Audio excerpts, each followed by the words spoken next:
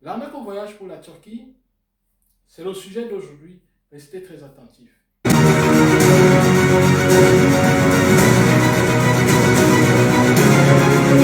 arnaques sur les voyages en Turquie concernent trois catégories de personnes. La première catégorie, ce sont celles qui m'intéressent particulièrement, ce sont les étudiants.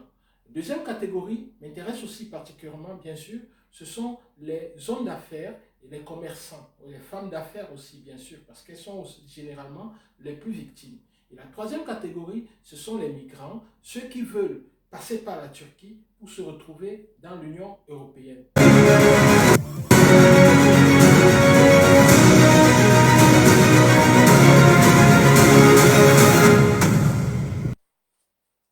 C'est ainsi que plusieurs filles, après leur passage en Turquie, arrivent en Europe totalement détruites moralement.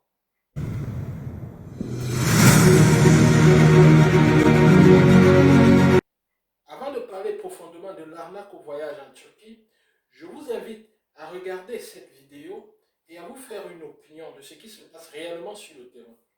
Il est tout déchiré. Ils sont arrivés par là. Ils arrivent ici, ils mettent le bateau à l'eau et ils passent en face, en territoire grec. Ça vient de Turquie. Il y avait un crâne humain aussi, mais il a disparu. Encore un migrant qui est mort. Car parfois l'Odyssée tourne mal. Pour des centaines de migrants, le rêve européen s'est abîmé dans l'Evros. Ils se sont noyés parce qu'ils ne savaient pas nager. Et beaucoup d'entre eux savaient peut-être nager, mais ils sont quand même morts de crise cardiaque à cause du froid. Les autorités turques arrêtent quelques 20 000 clandestins par an. Ils sont parqués dans une ancienne caserne militaire en attendant leur expulsion. Rien que pour traverser le fleuve, ça coûte 3 000 $. Et si le réseau vous convoie jusqu'à Athènes, c'est 10 000. Ils ne considèrent pas les migrants comme des êtres humains. Laissez-moi vous donner un exemple. Une fois, il était évident que le bateau allait couler. Et les migrants ont refusé de monter. Les passeurs les ont frappés, ils ont pris leur argent et les ont forcés à embarquer. On a appris tout ça car on écoutait la fréquence de la police. Après ça, on a retrouvé des morts dans la rivière. Le bateau avait coulé et de nombreux migrants étaient morts noyés. Après discussion, nous convenons d'un prix, 2 000 € pour aller en Grèce par l'Evros, avec l'autorisation de filmer le périple.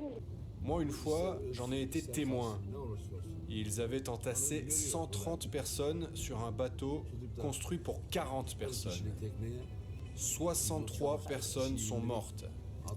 C'est eux qui les ont tués. 5 fois, j'ai tenté de passer en Europe en clandestin. À chaque fois, j'ai été attrapé.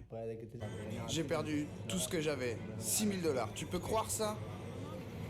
Comme eux, des dizaines de milliers d'immigrés se retrouvent piégés à Istanbul sans argent ni travail. Ils arrivent en masse du Moyen-Orient, d'Asie ou d'Afrique, avec l'espoir de pénétrer l'espace Schengen.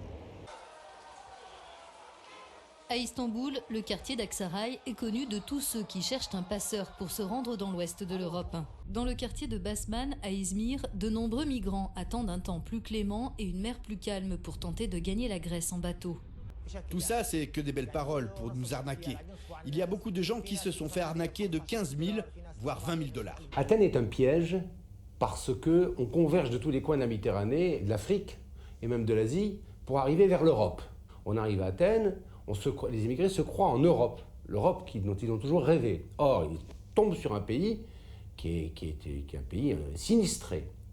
Ils n'ont pas de travail, ils ne peuvent pas avoir de travail, ils ne peuvent pas avoir de vie ou de futur. Donc la première chose qu'ils ont envie de faire, au bout d'un moment, c'est de partir. Sauf que on ne peut pas quitter la Grèce, parce que la loi, le règlement de Dublin dit que le pays qui reçoit les immigrés doit les garder. Il n'a pas le droit de les envoyer vers l'Europe du Nord, etc. Ils sont illégaux. Or, un clandestin qui est pris par la police en Grèce, c'est 18 mois de prison. C'est beaucoup. Pas de travail, pas de moyen de revenir en arrière, pas de possibilité d'aller en avant. C'est le piège. Athènes, c'est à la fois le début de l'Europe et c'est un peu la fin. Tirez les conclusions que vous pouvez tirer pour vous et pour vos amis. Mais la réalité est là. Très souvent, plusieurs personnes se font arnaquer et lorsqu'ils viennent en Turquie, ils sont totalement désillusionnés parce que la réalité les frappe sur le visage. Les arnaques sur les voyages en Turquie concernent trois catégories de personnes. La première catégorie, ce sont celles qui m'intéressent particulièrement, ce sont les étudiants. La deuxième catégorie m'intéresse aussi particulièrement, bien sûr, ce sont les hommes d'affaires et les commerçants, ou les femmes d'affaires aussi, bien sûr, parce qu'elles sont généralement les plus victimes. Et la troisième catégorie, ce sont les migrants, ceux qui veulent passer par la Turquie pour se retrouver dans l'Union européenne. Ces trois catégories de personnes sont généralement victimes de ce qu'on appelle les réseaux. Ces réseaux sont étendus dans plusieurs pays d'Afrique et des pays aussi comme l'Afghanistan. Bref, je ne vais pas citer tout cela parce que les réseaux sont vastes. Mais très souvent, pour le cas du Cameroun, ces victimes-là se comptent chaque année par milliers. Lorsque ces passeurs abordent leurs victimes potentielles au Cameroun, pour le cas des migrants, très souvent, ces passeurs promettent, du moins ces réseaux promettent un travail, c'est-à-dire ils vous disent lorsque vous allez arriver en Turquie, vous aurez déjà un travail qui vous attend et vous allez travailler en attendant de traverser, comme ils parlent souvent, je vais utiliser totalement le langage. Vous allez travailler et après, vous allez avoir l'occasion de traverser. Et lorsque vous allez traverser, vous allez vous retrouver à l'Union européenne, en France, en Grèce, bref, je ne sais pas trop. Et lorsque vous leur demandez comment est-ce que vous allez traverser, quel est le moyen que vous allez utiliser pour traverser, ils vous disent très souvent, du moins pour certains, que la Turquie se trouve dans l'Union européenne et vous allez juste prendre l'avion en Turquie et avec cet avion, vous allez aller dans tous les pays, partout où vous voulez. Déjà, c'est un gros mensonge qui peut être vérifié très facilement sur Internet. La Turquie ne se trouve pas dans l'Union européenne et lorsque vous arrivez en Turquie, pour traverser, les traversées se font par bateau ou par pirogue, ou bref, je ne sais pas trop. Et ces bateaux-là prennent des gens en Turquie pour les amener en Grèce. Et il y a très souvent des accidents, il y a des personnes qui perdent leur vie. Je ne vais pas vous parler de cette fille-là qu'on appelait Claudine, que j'ai rencontrée à Istanbul et nous avons sympathisé.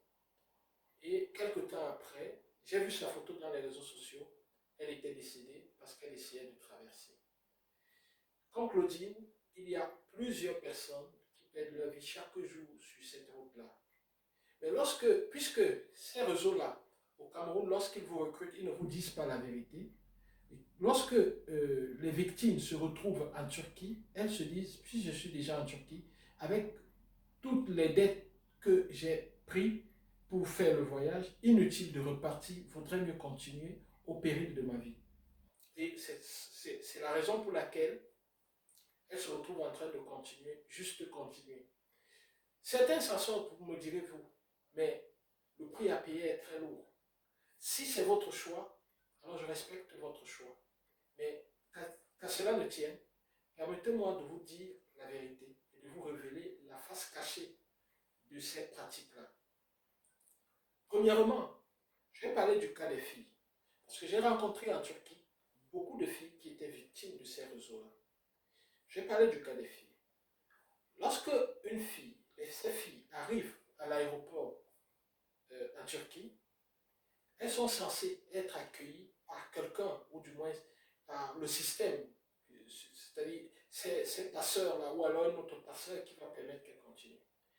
Très souvent, celui qui est censé l'accueillir ne vient pas.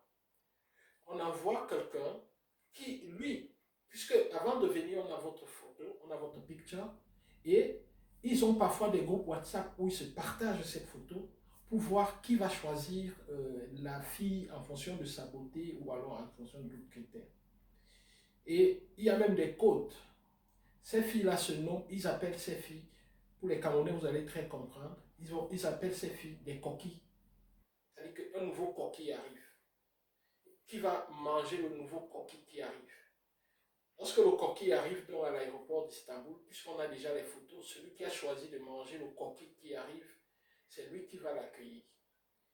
Lorsqu'elle demande celui qui devait m'accueillir ou celle qui devait m'accueillir, pourquoi elle n'est pas là? Non, j'étais occupé, j'étais à une réunion, alors j'ai envoyé mon frère t'accueillir. Tu vas d'abord attendre chez lui. Écoute, tu vois, chez moi c'est serré, il n'y a pas de place, donc vraiment, tu vas patienter chez lui. Et c'est comme ça, venait de se célébrer un mariage entre le coquille et l'accueilleur du coquille. Et après, très souvent, même actuellement, il y a des personnes qui arrivent dans le but de traverser. Et puisqu'il fait froid, il fait tellement froid, si vous refusez de céder à ce qu'il vous demande dans la nuit, lorsque je préparais cette vidéo, j'en ai discuté avec ma mère, elle m'a formellement interdit d'en parler ici. C'est pour ça que je vais juste dire, si vous refusez de lui donner ce qu'il va vous demander dans la nuit, vous-même vous allez comprendre, parce que si je prononce le mot, ma mère va certainement bloquer la vidéo. Donc, lorsqu'il vous demande, si vous refusez de lui donner ce qu'il vous demande dans la nuit, il vous met dehors. Et il vous met dehors sous un froid terrible. Puisque vous ne voulez pas être dehors, vous êtes parfois contraint de faire ce qu'il vous demande. Et en plus de ça, vous allez être escroqué, c'est-à-dire que vous allez être vidé de pratiquement toutes vos ressources. Vous allez dépendre de ce monsieur-là. Et lorsqu'il aura fini de vous exploiter, il va prétexter qu'une sœur arrive, ou bref, quelque chose et tout. Et puis, le jour où il vous mettra dehors, il appellera un nouveau frère, entre guillemets, qui sera là et qui va jouer le bon samaritain. Et bien sûr, vous serez reconnaissant à travers ce bon samaritain et la chaîne va continuer. C'est comme ça que plusieurs arrivent en Grèce, après la traversée, physiquement et moralement détruites. Elles peuvent continuer et tout. Mais si c'est à ce prix que vous voulez arriver en Europe, c'est votre choix. Maintenant, plusieurs mensonges sont racontés dans ce processus-là. Plusieurs mensonges. On vous prend des sommes faramineuses, 3 millions, 2 millions, 4 millions et parfois plus, sans compter votre intégrité physique qui est mise en jeu en Turquie par ces réseaux-là, sans compter tous les dégâts que cela peut causer moralement à votre personne, sans compter beaucoup d'autres choses que je ne peux pas nommer ici. Si c'est à ce prix que vous voulez arriver en Europe, c'est votre choix, pas le mien. Et moi, je ne le conseillerais pas même à mon pire ennemi. Pour ce qui est des garçons, c'est pratiquement le même scénario. Vous êtes abandonné en Turquie et vous vous mettez à chercher du travail, vous vous battez pour travailler. Le quartier de Tarlabaşı est un haut lieu de la communauté africaine. Janfi est ghanéen. Son visa de tourisme a expiré. Il est désormais illégal.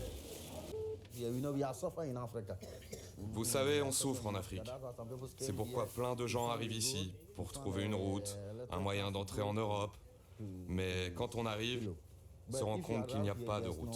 Je vais particulièrement parler du cas de ce jeune homme qui avait un très bon emploi dans une entreprise privée au Cameroun, qui a réservé toutes ses économies et qui est arrivé en Turquie. Et lorsqu'il est arrivé, il s'est rendu compte qu'il avait été dupé, mais il ne pouvait plus rentrer. Il ne pouvait plus rentrer. Pourquoi? Parce que le billet d'avion que ces réseaux avaient pris, qui était censé être aller-retour, était un billet aller simple. Lorsqu'il s'est rendu compte de la supercherie, il a voulu rentrer, mais à l'aéroport, on lui a signifié que en fait, ce billet n'était pas un billet, c'était un faux billet. Donc, il a été contraint de caler en Turquie. Et personne ne pouvait lui envoyer de l'argent pour qu'il paye son billet d'avion pour rentrer, parce qu'il avait pris. Il s'était tellement endetté et il fallait même qu'il rembourse au lieu de demander encore plus. Il a donc été contraint de rester en Turquie, de perdre son emploi au Cameroun et de se battre dans la rue comme un lion, dirait-on.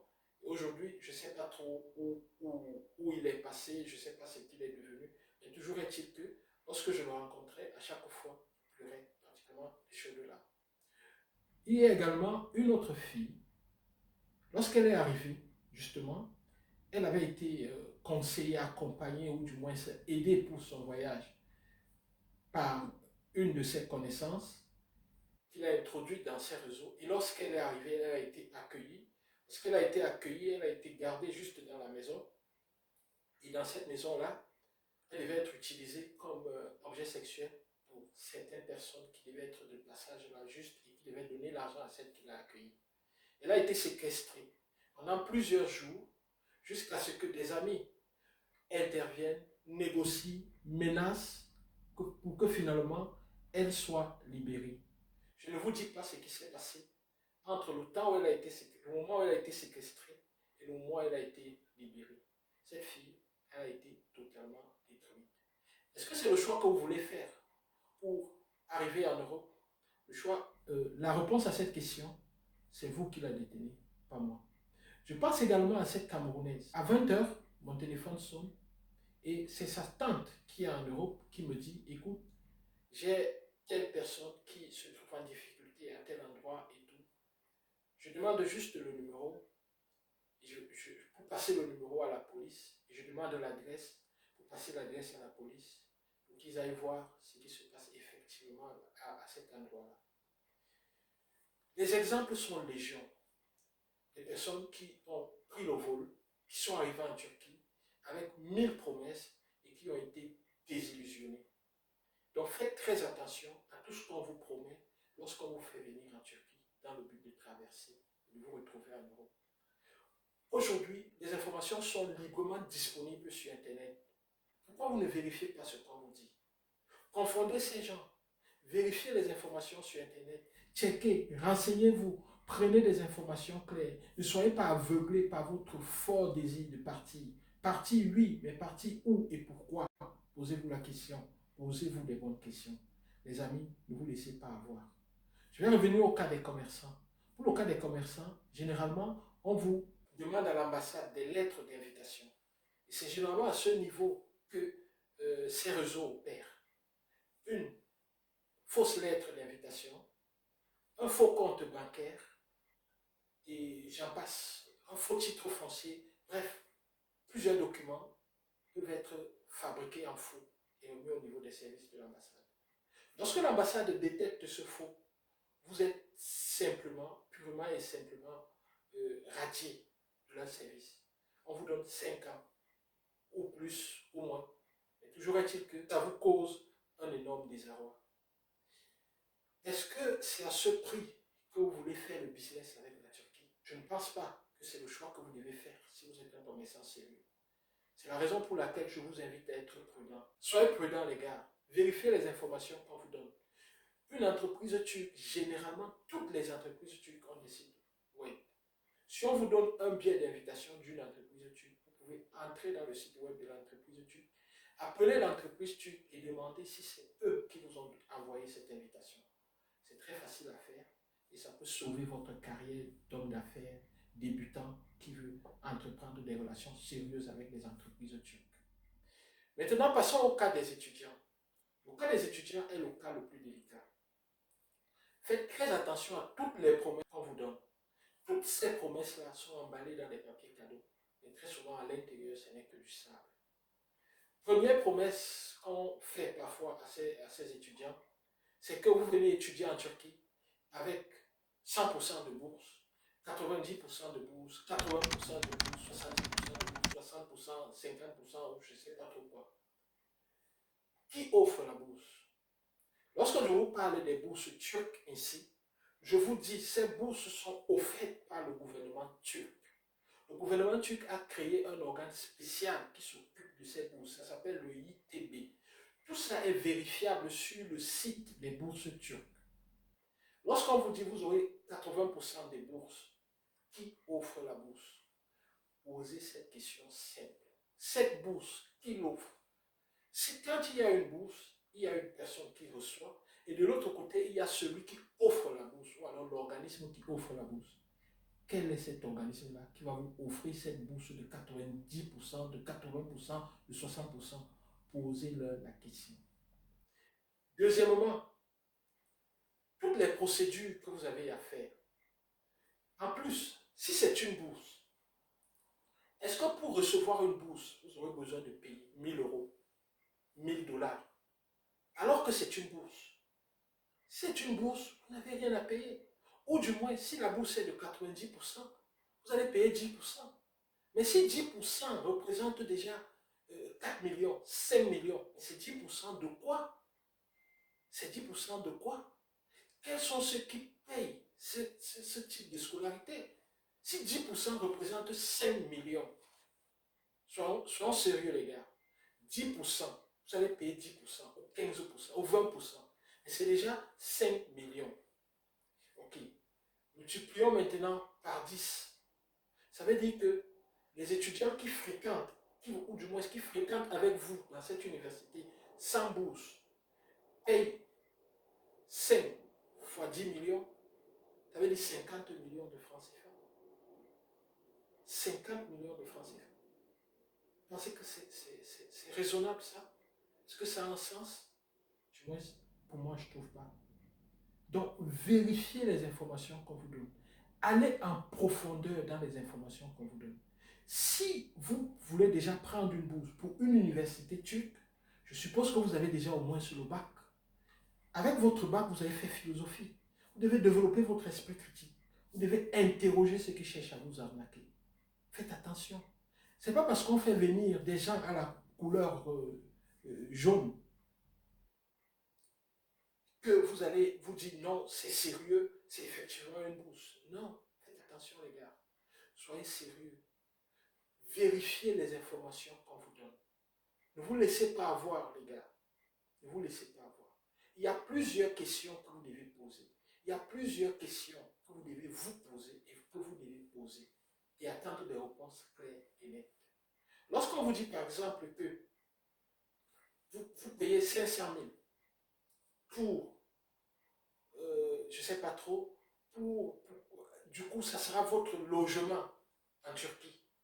Est-ce que vous savez comment ça se passe? Rechercher une maison en Turquie. Rechercher une maison en Turquie, c'est tout un challenge. Même pour les Turcs qui sont déjà sur le terrain. Lorsqu'on vous prend 500 000 au Cameroun et qu'on vous dit que c'est pour vous mettre, c'est pour votre logement, pour louer votre domicile en Turquie, vous pensez que c'est faisable ça? Si vous venez comme étudiant, vous venez sur place, vous pouvez loger dans un hôtel ou dans les auberges de jeunesse, en attendant, trouvez votre logement. Et pour trouver votre logement, il y a des systèmes ici. Il y a des agences immobilières. Vous pouvez y aller. Parfois, votre université vous recommande des agences immobilières. Parfois, votre université a des cités universitaires de passage où on peut vous loger en attendant que vous trouviez un logement au quartier. Il y a plusieurs mécanismes. Vous n'avez pas besoin de donner des sommes faramineuses à distance qu'on vous promette de vous trouver un logement. Et le résultat, c'est quoi? Lorsque vous arrivez en Turquie, il n'y a pas de logement et il n'y a plus cette somme. Qu'est-ce que vous faites? Vous êtes là, vous êtes obligé de vous loger. Vous faites encore venir des fonds pour maintenant trouver votre logement comme il se doit. On vous promet aussi parfois de payer votre ticket de bus ou je ne sais pas trop, à des sommes 250 000, 300 000 pour vous prendre à l'aéroport et vous amener jusqu'à la ville où il y a votre université, ou du moins jusqu'à votre université, je ne sais pas trop quoi. Des sommes faramineuses. C'est simple. Où se trouve votre université? Demandez. Posez la question. Si vous posez cette question, on vous répond. Si on vous répond, ok, entrez sur Internet. Si vous allez atterrir à Istanbul, tapez le nom de la ville, tapez le nom d'Istanbul, voyez la distance. Généralement, ici, en Turquie, les bus, les agences de bus, c'est comme les réservations d'avion. Vous allez trouver les agences de bus en ligne. Je peux vous donner un nom, Métro. Métro, c'est une agence de bus. Vous allez dans le site de Métro, Métro Turquie. Vous allez dans le site de Métro. Vous tapez, vous faites comme si vous voulez voyager d'Istanbul à Izmir. Vous voyez le prix qui s'affiche. Si ça s'affiche en ligne turque, copiez, cherchez un convertisseur à côté, toujours sur Internet, frappez en ligne turque, voyez l'équivalent en francs CFA. Ne vous faites pas arnaquer. Google a la réponse à toutes vos questions. Lorsqu'on vous dit quelque chose, allez vérifier. Le premier réflexe que vous devez avoir en tant qu'intellectuel, c'est d'aller vérifier les informations qu'on vous donne. Il y a une chose, les frais d'agence. Oui, une agence a des frais de fonctionnement. Donc ces frais d'agence-là, c'est clair. Quelle que soit la manière dont on fixe ça, quel que soit le montant des frais d'agence et tout, chacun sait comment il fait ses dépenses, qu'est-ce qu'il dépense et tout et tout. Donc, il peut fixer comme il veut. C'est à vous de voir si vous pouvez assumer ou pas. Mais alors, les autres frais, on vous dit, ok, votre billet d'avion, votre ceci, votre cela. Enfin, pour le billet d'avion, on vous prend 1000 $. Pour un billet d'avion, aller simple en Turquie, je ne pense pas que vous avez besoin de dépenser 1000 $. 1000 $, ça peut aller pour un billet aller-retour. Donc, vous devez faire très, très attention. Soyez assez prudent, soyez responsable. Lorsqu'on vous dit que c'est une bourse, vérifiez, c'est quel organisme qui gère la bourse. Plusieurs personnes, depuis que je fais ces vidéos pour parler de la Turquie, je peux compter pratiquement 8 personnes qui se sont faites arnaquer sur les voyages en Turquie. Pourquoi vous êtes naïfs, autant naïfs? Arrêtez de vous faire avoir, les gars. Si vous avez des doutes, allez à l'ambassade. Autre chose, ne passez pas vos passeports ou ceci à quelqu'un d'autre. Pourquoi? Pourquoi vous donnez votre passeport ou prendre votre visa à un individu, à une agence et tout? Vous ne connaissez pas la route de l'ambassade? Allez à l'ambassade, les gars. Renseignez-vous. Un seul organisme donne. C'est-à-dire que les visas se donnent dans les ambassades. Il y a quelqu'un qui m'a posé la question dernièrement. Il me dit, ok, vous pouvez me conseiller pour le dossier et tout, mais je voudrais vraiment que vous me donnez la garantie claire et nette que j'aurai le visa. Ça, c'est des histoires, les gars. Arrêtez de rêver. Les visas se donnent à l'ambassade. Et l'ambassade a des règles simples qu'ils affichent. Ces règles-là, on vous les réexplique. C'est tout. Ce n'est que l'ambassade qui donne les visas. Si quelqu'un vous dit, je te garantis que tu auras le visa, c'est un escroc, c'est un menteur. On n'a jamais de garantie à 100% d'avoir un visa, parce que le visa est donné par un diplomate. Et un diplomate a des informations que vous n'avez pas. Ça veut dire que quoi? Vous pouvez venir pour prendre le visa, il regarde votre tête, vous ressemblez à la photo qui venait d'arriver de son pays, où on lui dit, ce gars est dangereux pour notre pays. Il vous refuse le visa.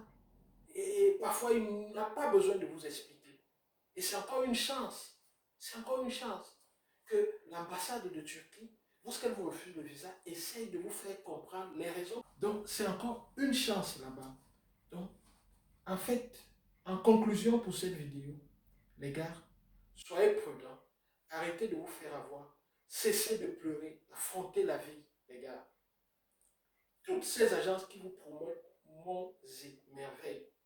Vous êtes libre de travailler avec eux, mais vérifiez toutes les informations, pas à pas.